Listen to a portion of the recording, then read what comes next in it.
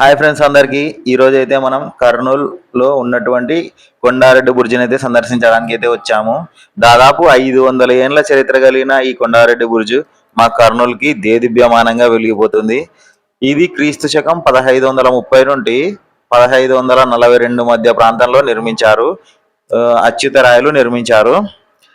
ఆ, దీని ప్రాచీన నామం వచ్చేసి బీచు గంటకై బురుజు. ప్రస్తుతం దీని నామం కొండారెడ్డి బురుజు. ఎందుకంటే ఈ ప్రస్తుతం ఈ పేరు కొండారెడ్డి అనే పాలకుడిని ఇందులో బంధించి తన చివరి శ్వాస వరకు ఇక్కడే బంధించడం వల్ల అతని పేరుకి గుర్తుగా ఈ కొండారెడ్డి బుర్జ్ అనే దీనికి ప్రస్తుత పేరుగా పిలువబడుతున్నది. సరే మనమైతే లోపలికి అయితే వెళ్దాం. ఇక్కడ దాని యొక్క చరిత్ర శిలాఫలకం అయితే కనపడుతుంది. సరే మనం పైకి ఎక్కి ఓసారి చూద్దాం, మెట్లు ఎక్కుదాం. ఇది వచ్చేసి దీని నిర్మాణం వచ్చేసి పక్కనే ఉన్న లక్ష్మీ జగన్నాథ గట్టు నుండి అయితే పెద్ద పెద్ద బండరాళ్ళు తీసుకొచ్చి మలిచి ఈ నిర్మాణంలో ఉపయోగించారని ఉంది. ఇది మొత్తం అర్ధచంద్రాకారంగా ఉండి 3 ఫ్లోర్లుగా ఉండి సైనికులకు నేరస్తులను జైలుగా కూడా ఇది చాలా ఉపయోగపడింది. సరే మనం ఫస్ట్ ఫ్లోర్కి అయితే వెళ్తున్నాం. ఇక్కడ ఉన్న గదులలో సైనికులు విశ్రాంతి తీసుకునేవారని చెప్తుంటారు. చూడండి మన బ్యాక్ సైడ్ గదులు ఎలా కనపడుతున్నాయి.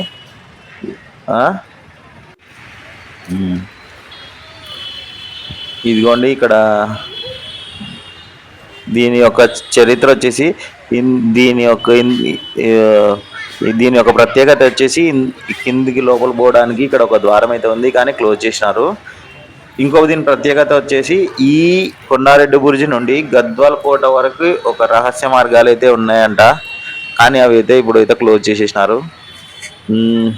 మనం ఫస్ట్ ఫ్లోర్ ఉన్నాం. సెకండ్ ఫ్లోర్ పోవాలంటే మెట్లు అయితే చాలా చిన్నగా ఉన్నాయి. ఎందుకంటే ఎవరైనా శత్రువులు ఒకేసారి రాకుండా ఒకరొకరే పోయే విధంగా అయితే ఈ మెట్లనైతే నిర్మించినట్లు మనకి తెలుస్తుంది. ఎందుకంటే ఒకటేసారి ఎక్కువ మంది శత్రువులు పైకి రాకుండా అయితే ఇది నిర్మించారు. సరే మనం పైకి వెళ్ళి చూద్దాం ఎలా ఉందో. ఓ సూపర్! పైన చూడండి మన సైనికులు కాపలా కాయడానికి ప్రహారీ గోడలు, వాళ్ళు విశ్రాంతి తీసుకోవడానికి చిన్న గుహలు ఎలా ఉన్నాయి అంటే దీన్ని బట్టి ఒకరు ప్రహార కాస్తుంటే ఒకరు రెస్ట్ తీసుకోవచ్చు. ఒకరు అట్లా నిరంతరాయంగా వీళ్ళైతే వాళ్ళ సైనికులు పర్యవేక్షించే విధంగా అయితే ఈ నిర్మాణం అయితే ఉంది.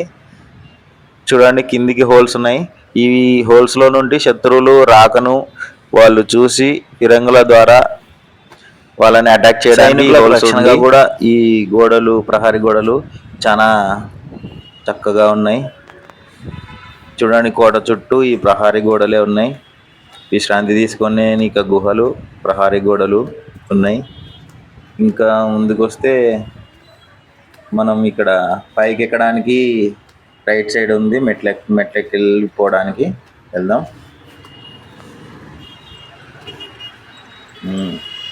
ఇది సెకండ్ది అండ్ పైన ఇంకొకటి థర్డ్ ఫ్లోర్. ఈ 2 దానిలలో మన సైనికులు ఎప్పుడు ప్రహారీ కాస్తునేవారు. ఈ స్తూప స్తంభం వచ్చేసి బ్రిటిష్ వారి కాలంలో వారి జాతీయ జెండాని ఎగరవేయడానికి అయితే నిర్మించారని ప్రతిదీ. స్వతంత్ర భారతదేశంలో మన జాతీయ జెండాని నిరంతరాయంగా ఎగరవేయడానికి ఎత్తైన ప్రదేశాలను ఎంపిక చేసిన జాబితాలో మన కొండారెడ్డి బుర్జ్ యొక్క స్తూపం 5వ స్థానంలో నిలిచింది అప్పట్లో. ఈ స్తూపం పై వరకు ఇనుప నిచ్చెనైతే ఉండేదట, కానీ భద్రతా కారణాల దృష్ట్యా దాన్ని తొలగించడం అయితే జరిగింది. పైన కూడా చుట్టూ ప్రహరీ గోడలు, సైనికులు ప్రహారీ గాయడానికి వీలుగా నిర్మించారు. మీరు ఎప్పుడైనా కర్నూలుకి వస్తే ఖచ్చితంగా మన కొండారెడ్డి బుర్జ్ సందర్శించండి.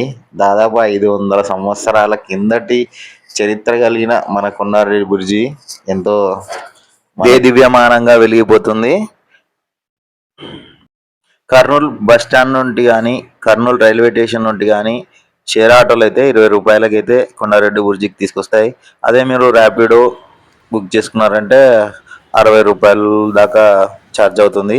మీరు ఎప్పుడైనా కర్నూలుకి వస్తే తప్పగా మన కొండారెడ్డి బుర్జిని అయితే సందర్శించండి ఫ్రెండ్స్. ఓకే ఫ్రెండ్స్, ఇలాంటి చారిత్రకమైన కట్టడాల గురించి నేను మరికొన్ని వీడియోల్లో మిమ్మల్ని కలుస్తాను. అంతవరకు సెలవు. Bye friends.